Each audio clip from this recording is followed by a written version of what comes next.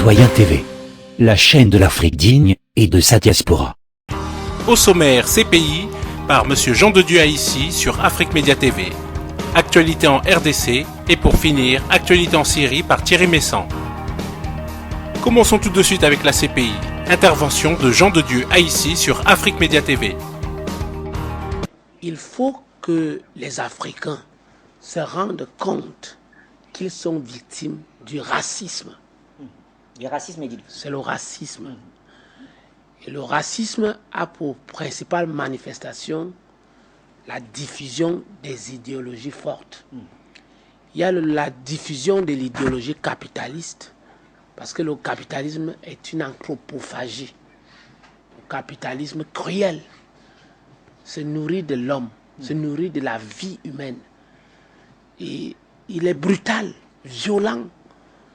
Maintenant, il faut essayer, parce qu'on est obligatoirement tous capitalistes, de fait, il faut essayer d'éduquer, de moraliser, d'apporter des valeurs à ce capitalisme. Tant que l'être humain n'est pas au centre de nos préoccupations capitalistes, c'est un problème. Le deuxième problème, aussi raciste, c'est la violation, c'est la violence contre les compromis, le droit public international. Il ne peut pas être respecté par les grandes puissances.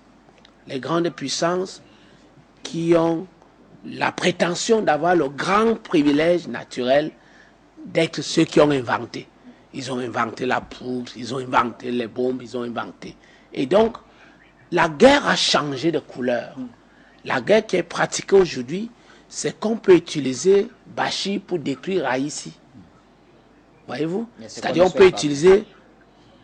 Ce n'est pas souhaitable, mais c'est le fait. J'ai décrit le fait. On peut utiliser Ben Souda pour détruire un autre Ben Souda qui soit Laurent Gbagbo ou Blé Goudé. On utilise les nègres. C'est pour ça que je vous démontre l'équation force endogène. Absolument. Pour accompagner l'idéologie et la décision du dominant. Et il y a obligatoirement cette combinaison.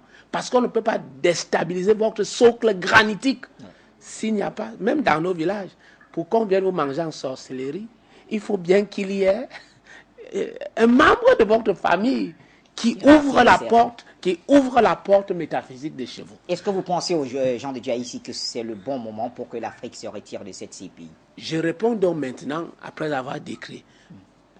D'abord, après la description, il faut prendre le pouls de l'idéologie. Qu'est-ce que nous enseignons à nos enfants comme philosophie? À nos enfants, on enseigne Hegel. Or, Hegel est l'un des analphabètes que l'histoire du monde a connu. Un analphabète parce qu'il a considéré l'être noir comme étant cet être, les Hegel, les Spinoza, les Lévi-Brûle. Allez. Voilà ce qu'on enseigne à nos enfants. Donc nos enfants sont préparés à une philosophie, la philosophie de la gesticulation, la philosophie qui estime que le nègre est un sous-homme. Le nègre serait même égal au singe. Je vais vous donner un ensemble de livres à lire pour comprendre ce qui se passe. Donc, l'occidental est heureux de voir un chef d'État africain déshabillé et les images circulent. L'occidental, par le racisme radical, est à l'aise de voir, ça donne à rire, un chef d'État qui est égorgé en monovision. Ça peut être... Lui veut mettre fin à tout cela, Jean de Dieu Haïssi. Ça ne peut être qu'en Afrique. Je vais arriver. Ça peut être qu'en Afrique, où on peut égorger un chef d'État et ça fait rire les autres. Ça peut être dans une certaine mesure au Moyen-Orient, quand cela est arrivé avec l'Irak. Vous avez vu que les Asiatiques se sont fâchés et on a pris un peu de recul.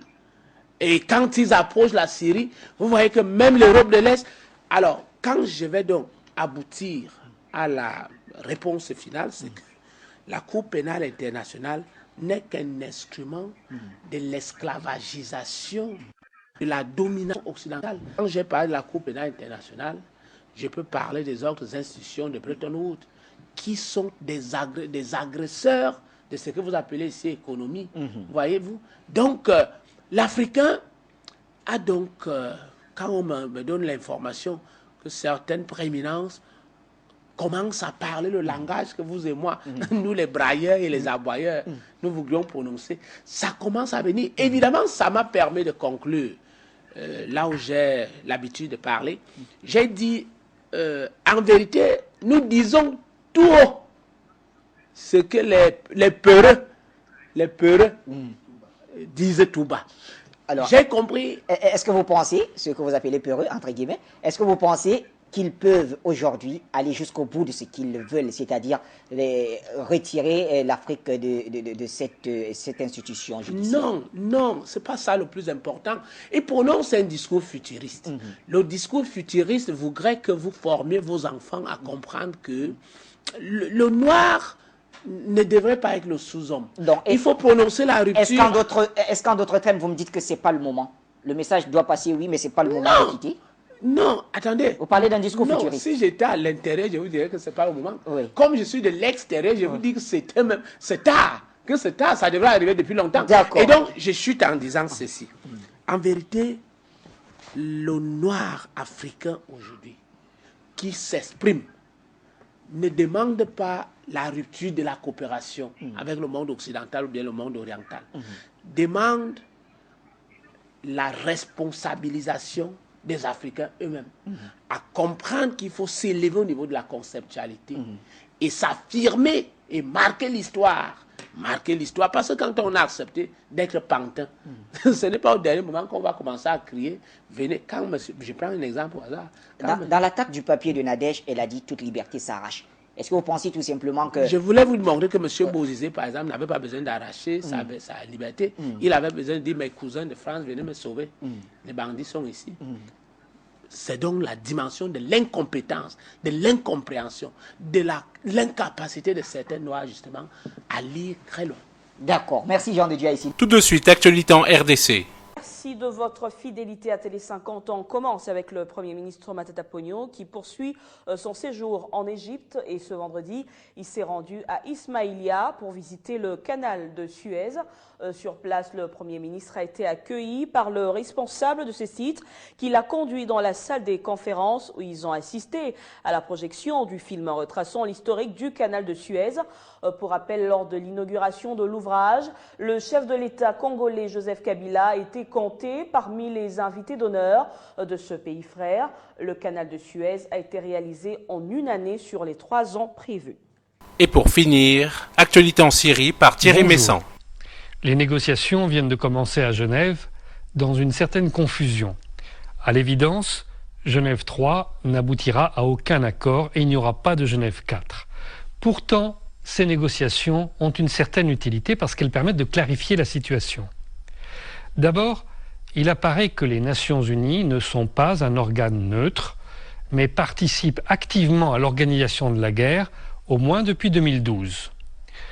Vous vous souvenez que en 2012, juste après la conférence de Genève, Jeffrey Feltman, l'ancien ambassadeur des États-Unis à Beyrouth, puis responsable du Proche-Orient à l'ensemble du département d'État, avait été nommé numéro 2 des Nations Unies. À ce moment-là, il avait rédigé un plan de capitulation totale et inconditionnelle de la Syrie, plan qui a été porté par les Nations Unies durant 3 ans. Selon M. Feltman, il fallait donc faire durer la guerre pour donner l'occasion aux djihadistes de vaincre la République arabe syrienne. D'après ce plan, la souveraineté du peuple syrien aurait été abolie et la constitution aurait été elle-même déchirée. Lorsque la Russie, la Syrie ont eu connaissance de ce document, ce devait être en septembre dernier, elles ont demandé des explications à Staffan de Mistura. Évidemment, l'homme était très gêné.